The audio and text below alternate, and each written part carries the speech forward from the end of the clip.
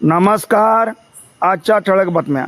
नांदेड येथील सकल दिव्यांग संघटनेच्या वतीने शेकडो दिव्यांग मुंबई येथील पावसाळी अधिवेशनात गनिमी काव्याने घुसून मंत्रिमंडळाचे लक्ष केंद्रित करणार.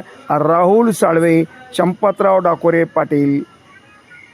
दिव्यांगाच्या प्रलंबित विविध मागण्यासंदर्भात नांदेड येथील सकल दिव्यांग संघटनेच्या वतीने आणि महाराष्ट्रातील शेकडो दिव्यांग मुंबई येथील पावसाळी अधिवेशनामध्ये गनिमी काव्याने घुसून मंत्रिमंडळाचे लक्ष केंद्रित करणार आहेत.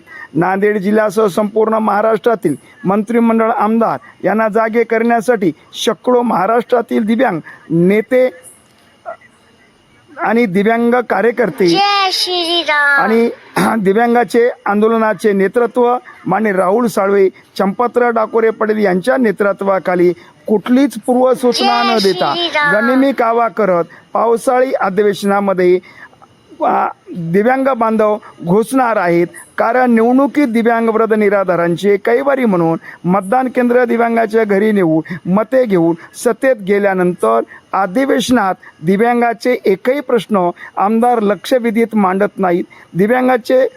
दिव्यांगासाठी असलेला आमदार निधी खर्च करीत नाहीत. दिव्यांग 1,500 रुपयामध्ये कसे जीवन जगत असतील याचा विचार करत नसल्यामुळे महाराष्ट्रातील सकल दिव्यांग संघटनेच्या वतीने दिनांक 9 जुलै 2025 रोजी सकाळी 10:30 वाजता दिव्यांग बांधव महाराष्ट्रातील आपल्या पद्धतीने आपल्या प्रवास करून गनिमी काव्याने विधिमंडळाच्या अधिवेशनामध्ये घुसून महाराष्ट्रातील मंत्री आणि आमदार यांचे लक्ष केंद्रित करून निवेदन देण्याचा निर्णय सकल दिव्यांग संघटनेच्या वतीने करण्यात आलेला आहे. नांदेड जिल्हा, जालना, लातूर, परभणी या जिल्ह्यातील दिव्यांग बांधव 8 जुलै 2025 रोजी सायंकाळी मुंबईकडे रवाना होणार आहेत असे प्रसिद्धी पत्रक,